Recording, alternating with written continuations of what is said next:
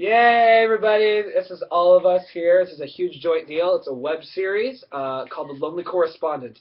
It's regarding a stranger that comes to town because Jonathan, as a stranger, comes to town to interview people. It involves the news because it was on the news. It's involving hesitance because people are hesitant to participate in this project. It involves the grind because it's the daily grind. He has to go out there and interview people. It's involving an unwitting pawn because all the interviewees are unwitting.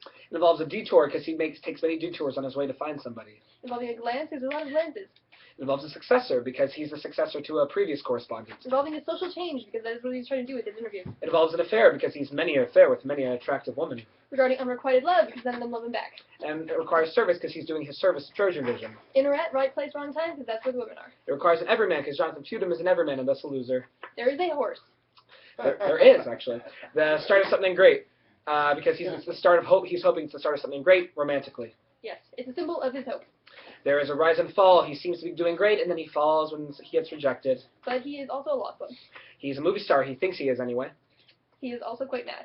There's some trick photography in there. You don't think he's on a horse, and then there he is, on a horse. It's about revolving love because this is what he's searching for. There's a cliffhanger because at the end of the episode, is he going to find love? Is he not? You don't know. We are using a restore card. There's some brotherhood in there because he actually makes some bros along the way, makes some friends. This is something completely different on Trojan Vision. There's a silhouette because at one point you see a silhouette as he's walking alone with his mic. Feels smooth because Jonathan is smooth. There's magical protection because he actually talks. He's a total nerd and actually talks about magic at one point. Oh well, here, take half. Or no, it's okay. I'll keep going. It involves a lost one because Jonathan Feudum is such a sad lost one. Doesn't have anybody. He's a rebel to society because he just goes up to girls and asks them out. Nobody does that. It involves humans versus machines because he's literally feels like everyone else is like a machine and how good they are at getting girls, and he's just a lowly human. It involves a myth because he is the myth. He is Jonathan Feudum. He's become this big. Everyone knows about the Lonely Correspondent now. It involves a turf war because he fights with other correspondents for the war for the area to try and pick up ladies. It involves insubordination because he breaks the rules in order to basically ask these girls out when he's supposed to be interviewing them about politics. It involves pride because it's about Jonathan Feudum's pride. He thinks he's a big deal even though he's not. His muse is the one that's inspiring him to do what he's doing. An explosion, it's an explosion of excitement and energy and craziness. Mind-altering drugs, a lot of people asked him, are you on drugs when he was making this? Discovery, he's discovering new girls everywhere he goes. A bounty, at one point people say that he might get arrested for what he's doing, but there'd be a bounty on his head. A disgusting concept, half the things that he asks girls to do with him are disgusting concepts. A suicidal hero. He is at one point suicidal. Huh? What's up with the cards you just threw on the floor? One of those was a card we've already used that we accidentally got into the pile. Suicidal hero. At one point he seems so sad he seems suicidal because none of the girls want to be with him.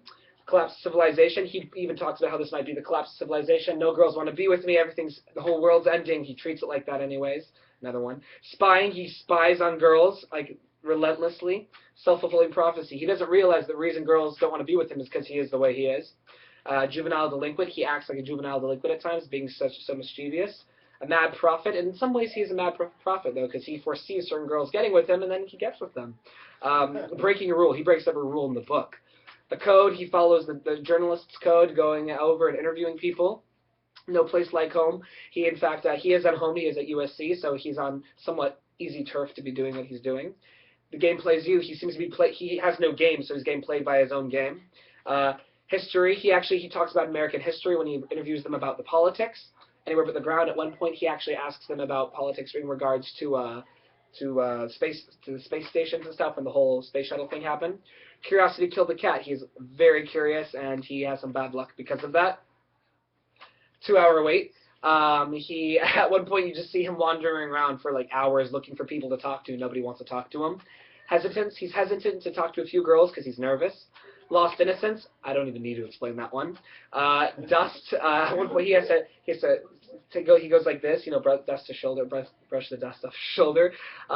Betrayal. He feels betrayed by certain girls who don't want to be with him. And finally, transmedia franchise because one of our old characters, Chip, has a cameo in the movie. That is it.